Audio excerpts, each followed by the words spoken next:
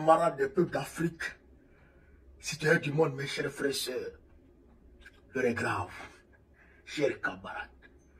Ce que Occidentaux et Ukrainiens craignaient est en train de se produire en ce moment même. Frère, vous avez vu Poutine avant-hier. Il a revêtu sa tenue militaire. C'est-à-dire qu'en commandant suprême des forces armées, il est parti sur le front à Kousk. Et il a donné les instructions claires. Attrapez au moins tout ce qui est habillé en tenue militaire et qui n'est pas russe. Frappez-les moi tous.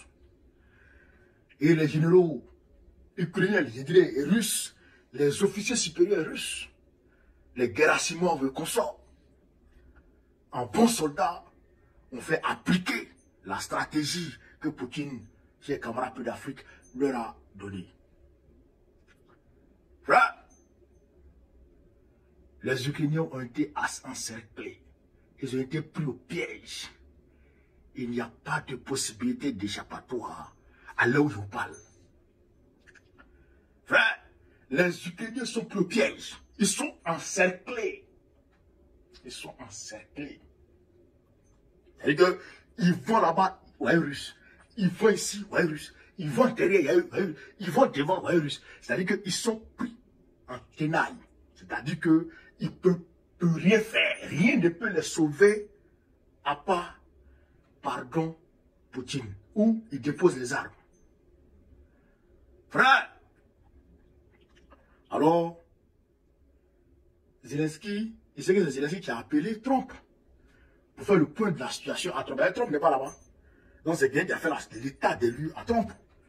Alors Trump prend son bâton de pèlerin et il appelle Poutine et il demande pardon à Poutine afin que Poutine ne commette pas de massacre contre ses Ukrainiens. Il demande pardon à Poutine pour que Poutine épargne la vie de ces Ukrainiens pris au piège à Kousk. Voici la déclaration de Trump sur son média True. Que dit Trump? Écoutez ce que Trump dit. Vous pouvez lire en même temps avec moi. Nous avons eu hier des discussions très fructueuses avec le président russe Vladimir Poutine. Il y a de fortes chances que cette guerre horrible et sanglante prenne enfin fin. Mais en ce moment précédent, des milliers de soldats ukrainiens sont complètement encerclés par l'armée russe et dans une situation très défavorable et vulnérable. C'est Trump qui dit ça. J'ai demandé instamment au président Poutine de leur épargner la vie. Ce serait un massacre horrible du jamais vu depuis la Seconde Guerre mondiale. Que Dieu les bénisse tous. C'est ce que Trump a dit, chers camarades d'Afrique. C'est pas moi qui parle, c'est Trump qui parle. Alors, chers camarades d'Afrique, c'est que quand tu as raison, c'est-à-dire que quand tu parles, quand tu alertes, frère, quand tu alertes, quand tu mets en garde, et que les gens n'écoutent pas, et que la situation que tu as prédit arrive, quand même, il faut dire vraiment, je suis un visionnaire.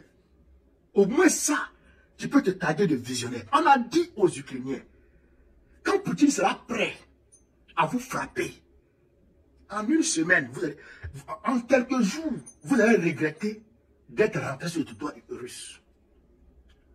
Mais ils n'ont pas écouté. Nous autres, ils ne nous ont pas écoutés. Parce que nous, là, nous, on est qui? Nous, on n'est rien. Donc, nous, nos propos, là, ils s'en foutent de ça. Mais il y a d'autres experts qui ont mené leur analyse et qui ont abouti à ces mêmes conclusions. Vous comprenez ça? Pour dire que quand les Russes seront prêts, ils vont frapper. Ils savent, ils connaissent la guerre. Ils sont rompus à la guerre. Ils sont rompus à la guerre. Hein? Toi, tu ne nous écoutes pas. Zelensky, tu ne nous écoutes pas. Tu écoutes Macron. Bon, écoutez ici ce que dit Macron aujourd'hui. Pendant que Trump demande à Poutine d'épargner leur vie, écoutez ce que dit Macron, chers camarades. Emmanuel Macron exhorte la Russie à cesser les déclarations dilatoires et à accepter une trêve. Ah, le petit Macron, vraiment, ce petit-là. C'est-à-dire que Macron, mais il se prend trop, il se considère pas comme de la merde, quoi.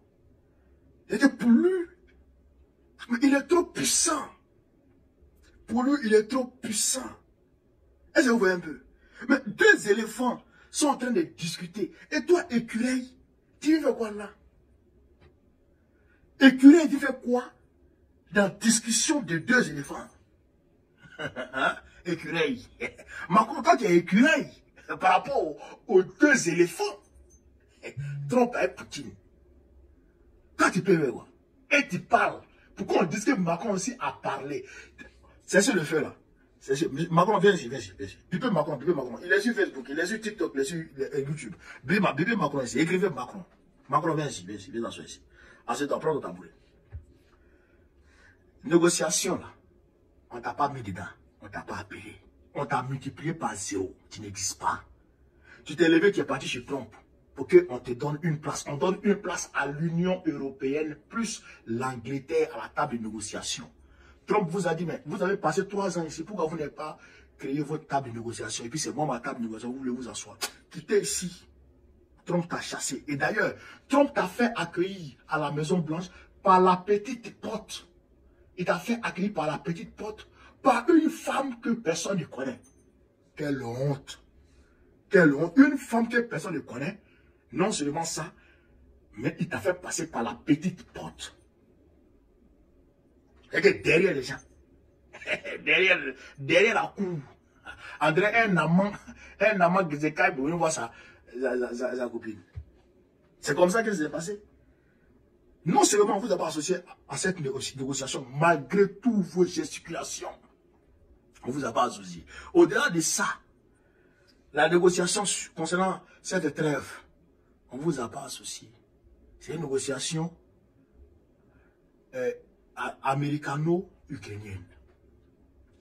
C'est les Américains et les Ukrainiens qui sont assis sur la table et qui ont négocié cette trêve et ils ont envoyé les conclusions de leur négociation aux Russes et les Russes ont étudié et les Russes ont amendé.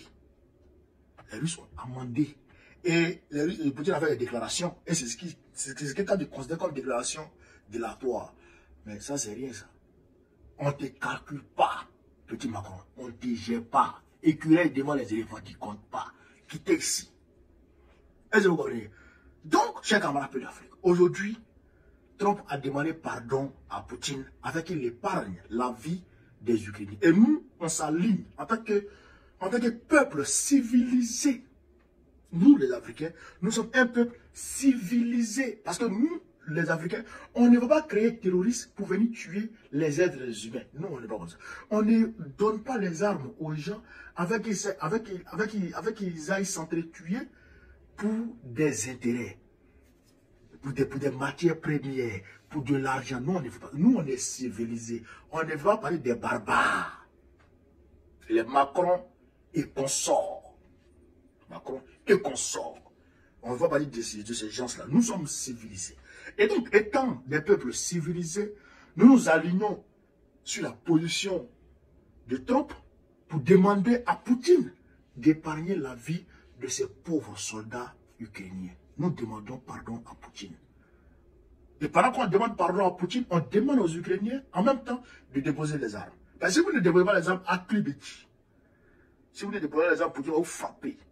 Donc, nous demandons à Poutine d'épargner leur vie, de ne pas appuyer sur la gâchette. Il est civilisé lui aussi. Parce que les Occidentaux ne croient qu'en Satan. D'après, comment il s'appelle? Lavrov, Sergei Lavrov, ministre des Affaires étrangères de la Russie. C'est ça qui est la réalité. Et c'est de ça qu'il s'agit. Donc, chers camarades de l'Afrique, voilà un peu ce qu'il peut vous dire sur cette vidéo. Avec le Koursk là, c'est fini. Poutine a déjà récupéré son territoire.